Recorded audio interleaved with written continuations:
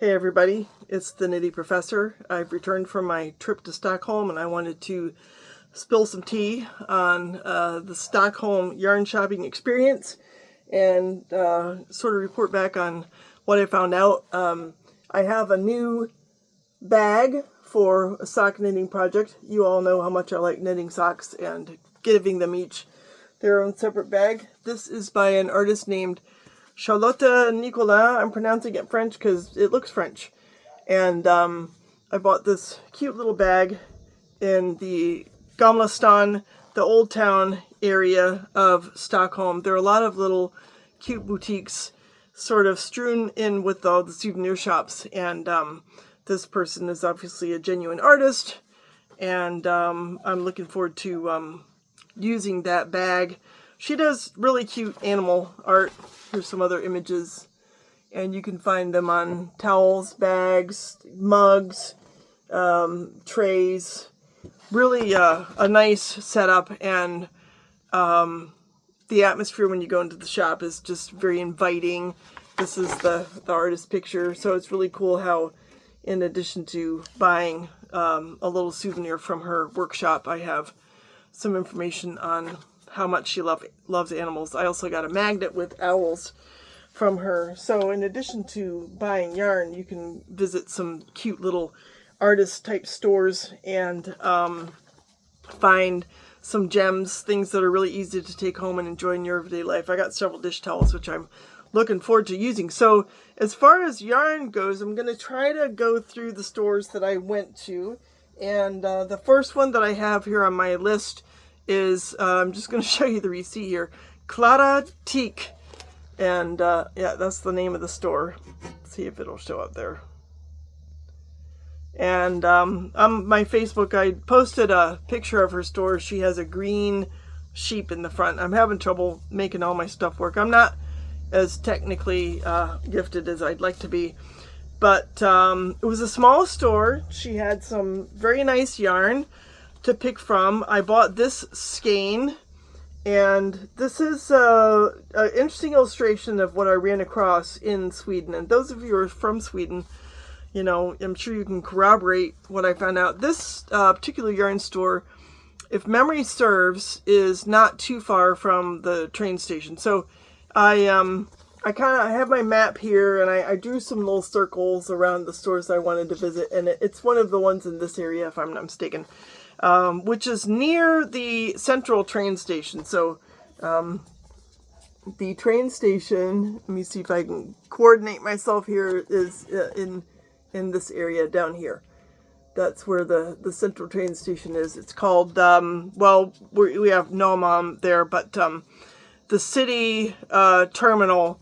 So, and when I'm talking about Gamla Stan, that's this island here. Stockholm is a series of islands, and there were a couple of yarn stores up in this northern area of the city, and then there was one here, and there were a couple down in this southern area, which goes by Södermalm. My Swedish is not great, but I was complimented highly on my pronunciation for what it's worth. I think people were being nice. Now, to get around Stockholm is just, it's a snap. I mean, if you are at all accustomed to using public transportation, so you buy one of these cards from the public transportation, the SL, don't know what it stands for, but SL, people have them on their uniforms, their cars and everything. And it's like, I don't know, a couple bucks. And then you load it. So I bought a 7-day pass, and I could use it everywhere. It was just so easy to use. I could use it on all the subways, all the commuter trains. And my Airbnb was a little bit out of the central area, so I had 2 stops away from the train station. It was so easy to get around. I just loved it. I can't emphasize enough how easy it is to get around in Stockholm. So that was one store, and then I got kind of a tip from her. She was very nice to go to this store. She wrote this down for me. Hemslöjd. Not very good at pronouncing it. And that store was most interesting. So it's in a kind of a posh area of town. there's this whole district where you've got your Gucci and your Prada, and it really wasn't very far from there. I had to use 2 maps. I'm going to check my other map. I'm not sure if I can, I'm not even sure if it's helpful for me to try to show you where these are located, but you can get a vague idea. And I'll link all these stores in the description for you. I'm just trying to see. Here we go. So again, I'll use my little Woolly Works knit shop pointer. So orientation, the Gamla, the old town, and then the train station is over in this area. And then I drew an H over here. Yep, that's it. And the H stands for Hemslöjd. Not sure I'm pronouncing it right. But again, not too far from there were a lot of really posh stores. So it was in a kind of a fancy area of town, which I thought was fascinating. And what I loved about that shop was it emphasized multiple crafts, multiple fiber crafts. So she had knitting, she had felting, she had rug hooking, weaving. Now she didn't have, like spinning wheels and stuff like that, but she had all of your different fibers. In fact, I was really enamored with this ultramarine wool that I found, and I picked out several skeins, and she was like, "Do you know what that's for?" And I was like, "Knitting?" And she's like, "Not really, it's for rug hooking." And apparently it was from a specific breed of sheep that is called, in like the Swedish equivalent of carpet sheep. And so ultimately she steered me away from it, which was very kind. And I have a little bit of a continuation story about that. But man, the color was just so perfect. I was like, darn, I have this dream of this ultramarine sweater I'm going to make, So in any case, she was very kind, very informative. But I did end up getting yarn there. And I feel like it was these two skeins. So I want to tell you a little bit about this yarn because there's some very good information. So we have this green, and I've got 2 shades of green. And as you all know, my goal is to make a sweater with the yarn that I bought specifically from Stockholm. I ended up getting 6 skeins. So this says pure Swedish wool on there. So yes, it is actually Swedish wool. However, it was spun in Latvia. Got a light olive and kind of a foresty olivey green. I think they're going to go together beautifully, even though they might be separated from some pink. I'll show you that in a minute. I was told by the proprietor of Fingerb, I think I'm pronouncing that modestly, that all of the spinneries, all of the spinning mills, spinning equipment in Sweden was ceremoniously abandoned and sent to the Baltics. Therefore, no yarn, unless it's somebody spinning their own yarn, which I actually saw a little bit of that at one store, but no spinnery is producing yarn in Sweden. So that was revelatory to me. I didn't expect that because when I was in Norway and Denmark, I had zero problem finding yarn that was produced in Norway and Denmark. So yes, so we have Swedish wool spun in Latvia. Very interesting. So that was revelatory. I'll show you the name of the store here too, so that's like the full name of the store. And heck, the address even shows up on there. I gotta hide. In any case, highly recommend because again, they not only have knitting supplies and yarn, but they also have rug hooking and felting, and it was a very interesting store. Then, hopefully I can not leave anything out here. So I'm going to tell you about the Fingerb. That was another shop that I visited. And that was on a different day. So that store is in this southern area of town. And in fact, I even wrote an F by it because that stands for Fingerb. I gotta find it. Sort of illustrate for you. So again, we have the Gamla Island, and then we're going south.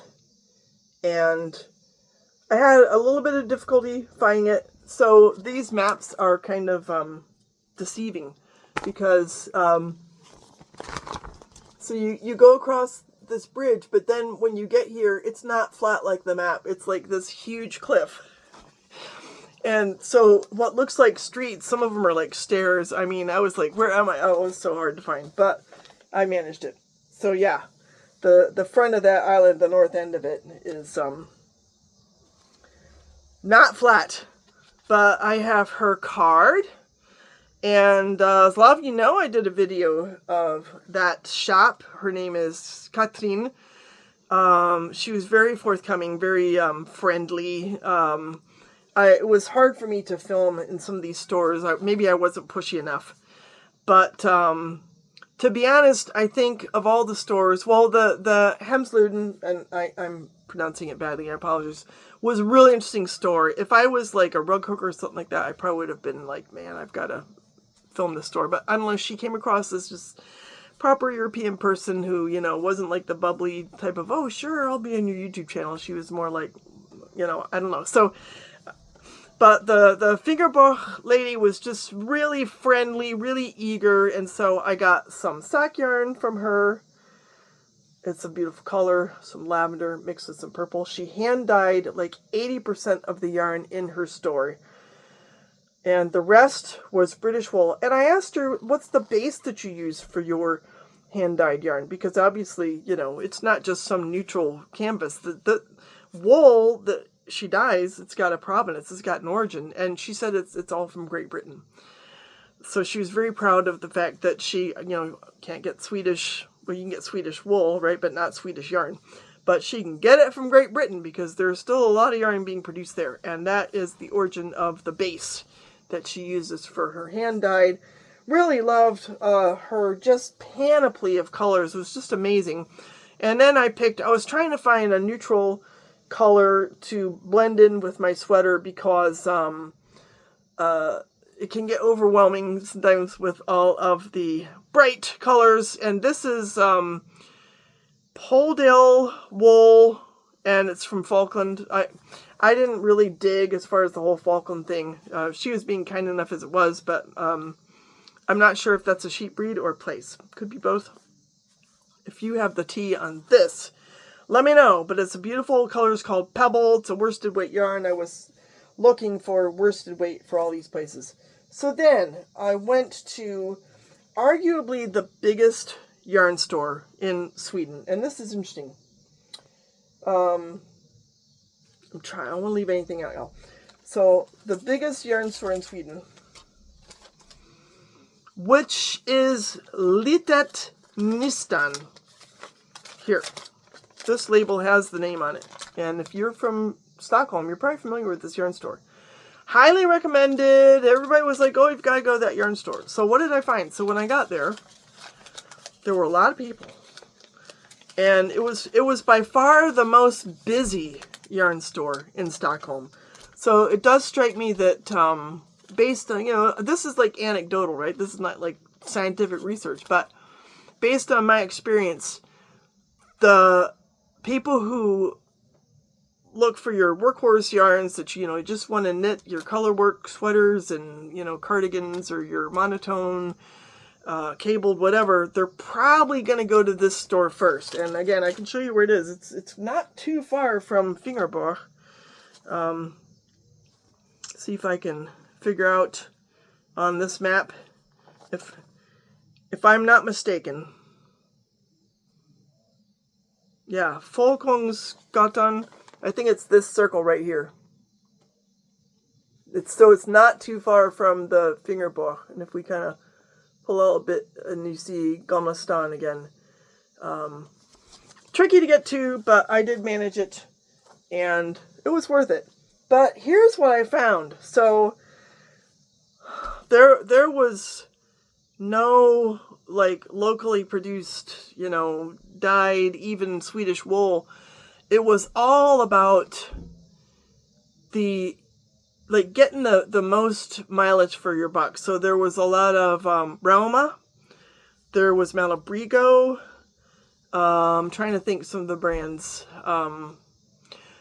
Brands that basically you can find, I don't want to say anywhere, but in an awful lot of stores. Yarn that I would have no trouble getting in the United States. Which, it kind of made sense, right? It's affordable, and a lot of it's really great. And since, guess what? They don't spend any of it in Sweden. So, you're going to bring in your, workhorse yarns from Norway or Italy, a lot of Italian yarns. The one thing that I found that was actually associated with the brand of their store was these. And there were only 3 colors. And I got one. So, not necessarily, a Swedish product, but I picked this up because it was associated directly with the store. And for a long time, I have thought, wouldn't it be fun to make socks from a sock blank? I've been kind of wanting to have that experience. So this was my opportunity. And so that is what I got from what I'm going to say is the biggest yarn store in Stockholm that does not have any Swedish wool, even obviously not spun or even from their sheep. But it was, it was a good store. I just was like, well, I can find that stuff anywhere. So I can order it online. Now, I'm trying to keep everything straight here. So there was this one store, let's see if I can find it, which was a fabric store.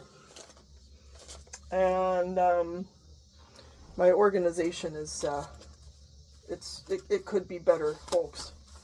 Let's see if I can find it here. So this was actually I gotta hide, the area of the city where I was. Sundbyberg. Sounded like sunny. It made me happy every time on the train to hear the computerized voice say that one. Huge fabric store. That actually was the most exciting thing to me. Now, they did have other crafts, including knitting, and they had a lot of patterns. I did buy some textiles. The fabric is downstairs. I'm pre-washing it. I need to go down and put it on a low dryer setting. Beautiful fabric. If you're interested, I'll show you that too. Got some really beautiful fabric. But they had yarn, and I picked out this skein. This skein right here. Yeah. See if the color goes. There we go. It's kind of a purpley burgundy skein of Helholt Usbendai. And guess what? This is from Denmark. And one of the other skeins I got, this blue, right, is also from the same spinnery. This is, again, more or less of a worsted weight. It's beautiful yarn.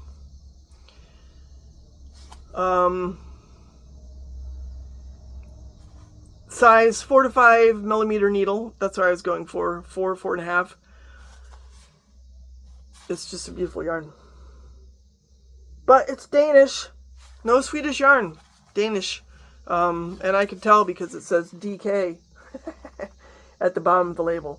They have different labeling conventions in Europe. They don't have the same law as far as, made in China, made in Mexico, made in Thailand. You don't always see that on there. So sometimes you have to do a little bit of extra homework. Now, there's one last yarn store that has kind of a nice reputation. It is small. It's very boutique-y. And you'll never guess where it is. It is in Litet Nystan, in the old part of town. And if you've never been to Stockholm, everybody goes there because it's just got the neatest atmosphere. It's kind of like this old medieval town. It's full of tourists. It's just such a lively atmosphere. It's so much fun. But among all the little artisanal type of places is this one called Makeri 14. So I'll just show you the receipt. And I was so tempted to ask the lady there if I could film. She was a very fun, again, very proper European, but a sort of a bouncy, outgoing person. She had curly, light-colored hair, and just struck me as someone who, she must have spent some time in France. I don't know. There was a little, just a hint of Parisian something. Great English. Really enjoyed chatting with her. And she has some, a lot of Italian wool in there. Just like a very select crop of yarns that she carries. I'm sure she caters to a certain kind of person who's knitting, like probably lightweight sweaters. I asked her if she had much of merino, and she really didn't have a lot. Now, some people said they didn't have, or not merino, worsted. She had merino. I'm looking at merino. I bought merino, but it's not, it's worsted. So she didn't have a lot in worsted. And there was another yarn store I visited where I didn't even buy anything. It almost was like she was like kind of getting going, and I didn't even like put it on my list, but one that's been around for a short time. In any case, so Makeri 14, I bought this yarn, this Merino Dream, and this is from Germany. And she just had like a small selection. She probably had like maybe half a dozen at the most, like 10 colors. It's merino wool and spun in Germany, and it's a delicious pink. I'm sort of, right now I'm kind of just curious how this is all gonna go together. I'll see if I can kind of at least hold up some of these. Well, here are like, 4 of the colors. I have to kind of let them get into focus. And so I have those, and then I have these. Those are the 6 skeins that I got that are worsted weight. And I may have to, I don't know, spike it with like a cream or something neutral just to bring out, the joy. And then I have the sock blanket and the sack yarn. So those were my finds. The Makeri, if you like Italian yarn and you like yarn that's more suited maybe a little bit on the luxurious end, that is a good store. If you just want a good chat with someone who knows her stuff and knows why she carries what she carries, she was a very, very interesting person. Now, it was really interesting to learn that Sweden no longer mills any yarn. And I think it was the Katrin at Fingerb who was like complaining about when Sweden does something, they do it thoroughly, and that they just all of a sudden are like, nope, we're not going to spin any more yarn. We're just going to ship that stuff all out here. And they got rid of it all. So yeah, that's what they did. However, that's not to say that there's not an emphasis on knitting. And I found a very interesting phenomenon going on at the museums. So I'm going to show you a couple things at the museums. Now, at the Vasa Museum, so that's the one, even the receipt shows it's about the boat.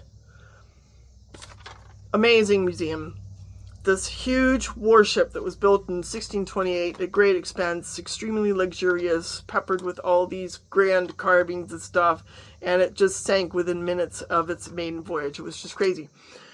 But they're very conscious at that store of carrying a selection of goods in the museum boutique that further like Swedish culture and history, and they had yarn there. It was all it was not dyed. It was all natural colors. But I'll show you what I got there. I got these.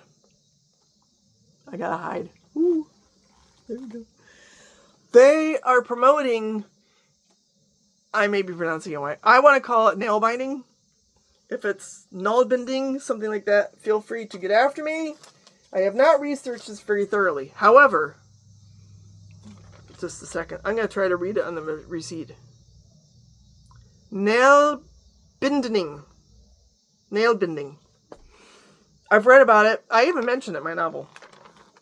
Just kind of a passing reference. But they had a whole book about it, and I was like, screw the book. I can just go on YouTube, right? There's plenty of information about nail bending, whatever it is. But isn't that cool that I could buy these babies at a museum in Sweden? I think they're beautiful. And I'll see what I can do. I'll see if I can, actually learn it. They had some mittens that they were showing. Very ancient. The Vikings did it, if I am not mistaken. Came in this cute little bag from the Vasa Museum. So I'm excited about that. And like I say, they had the book and everything. They were like, yeah, you should give this a try. They're trying to get like kids involved at these museums. And so another find, so at the National Art Museum, they have also knitting supplies, yarn. There was a lot of attention to that museum. So it was like, the National Art Museum. I mean, you think, painting, Hans Holbein, Lukas Kranach, the big guys, the white painter guys, sculptors, Greek stuff. I mean, it was an incredible museum. But there were just as many exhibits that had to do with the decorative arts. And I was like, yes, it's like, we're no longer, putting painting and sculpture on this unattainable pedestal and everything else is secondary. No, it was all combined. And I saw a Hanna Rügen tapestry, in one room over from, I don't know, some Swedish impressionist, I don't know. And I was like, yes. And she was billed as, this fantastic artist, very important for Sweden and Norway. And I thought that was the coolest thing. And similarly, at the Nordiska Museet, that's my guess at how it's pronounced, they had knitting stuff. And I was just bowled over. I found this gorgeous book. And I can't wait to dig into this. This is just going to be so inspiring. The person who sold it to me was like, do you understand Swedish? I'm like, I have AI, so it doesn't matter. She's like, well, that's a good point. But this knitting patterns, right? So let me just give you a taste why I picked this up. These are just going to be so much fun. Well, even just the first picture. I mean, look at that skirt that she has on. And look at the style that she has when she's wearing it. Whoa. You know how I love color. This book is full of color. It's just a little treasure. If you've heard of this book, and let's see, who's it by? Strik Forever, Sticke Fried med Fair och Fantasy by Anna Bauer. I mean, maybe it exists in German. I don't know. It's the first time I thought, look at this. We got gorillas. Very, very cute. There are octopus. Let me see if I want to find the octopi. And they're like speaking my language. I mean, look at all this colorful yarn here. It's like, I gotta have this book, right? Stuff about how to do color work. I'm sure there's probably some intarsia in here, but a lot of it's just, the kind of color work I do. The colors, oh my gosh, these colors are just to die for. This book is so inspiring. This is one of the last purchases I made. I was like, my luggage is going to be so full. Here we go, the octopi. Yeah, look at that. Oh my gosh. I just want to knit those octopuses all day long. So I was very excited by this find. Here, there's one that's got like little llamas in there. And I can just mind this. All of these patterns are in the back of the book as, little like this, the schemes. I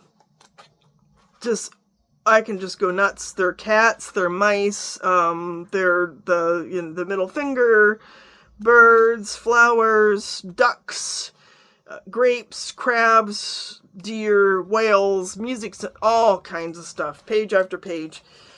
This is going to be so much fun. And I found it at a museum. I'm like, this is really cool. They're making this educational investment in trying to draw people into the craft of knitting or nail binding or crochet or whatever. And that was very exciting to see. And the last knitting related purchase that I made, I think I've covered everything here, is I found this giant bookstore downtown, which was in the north of Gamestan, not that far from the train station. I just stumbled across it. I was like, I bet they have knitting books, and I was right, because they have this one. And again, you might be familiar with this.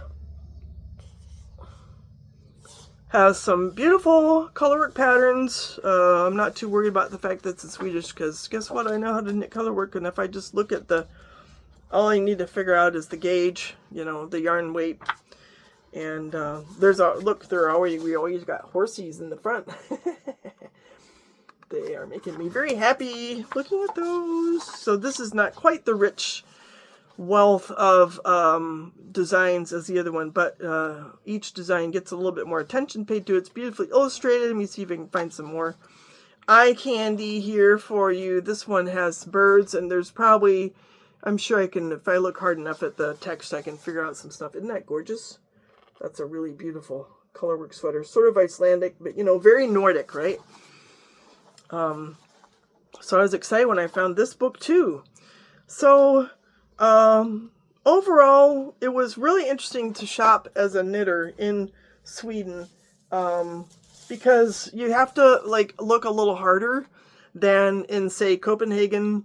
And I haven't been to Oslo. I think it would be I would end up wanting to spend a lot of money in Oslo. I'm just guessing. I've even heard that you can get spinning supplies there. If you know something about Oslo or maybe Bergen with regard to the knitting scene, I'd love to get the lowdown on that, because, I went to Trondheim, and Trondheim I think Trondheim was pretty comparable to Stockholm as far as, knitting stores, supplies.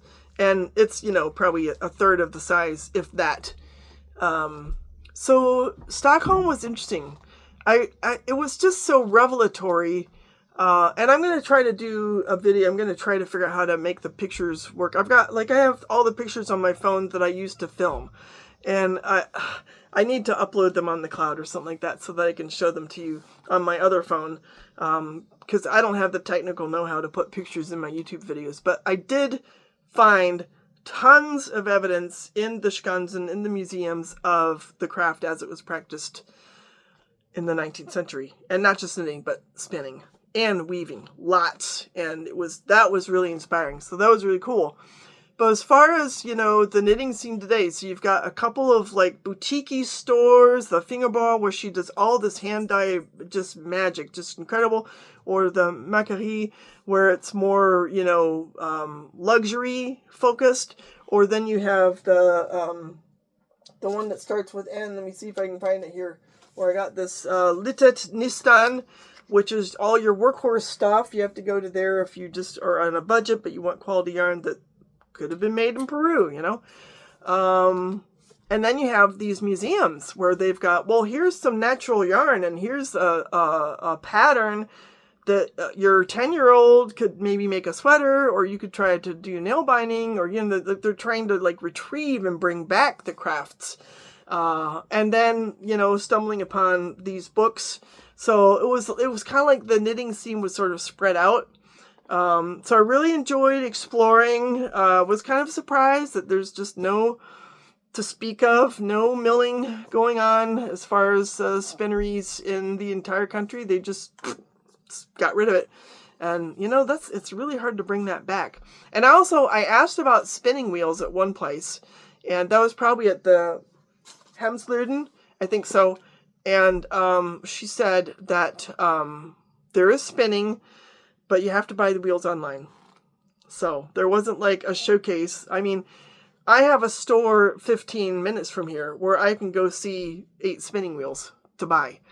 They don't have that in Stockholm. So that really intrigued me. But you can find them online, and you could probably find them at your fiber fairs. So that is kind of the rundown of my experience of exploring yarn buying and the knitting scene in Stockholm. If you have some tea to add to the tea that I've spilled here, feel free to share it with us. You maybe have some insights that I'm not aware of that could sort of, flesh out the picture that I am painting here. But it was a lot of fun, and I highly recommend checking out Stockholm, and don't neglect those museums, because that was where the real gems of this, nod to the importance of the legacy of knitting in Swedish life was the most evident. So with that, I'll say so long, and I'll be back at you soon with hopefully some stuff on the history of these crafts as I experienced that in Skansen and the Nordiska was it. Y'all take care. Ciao.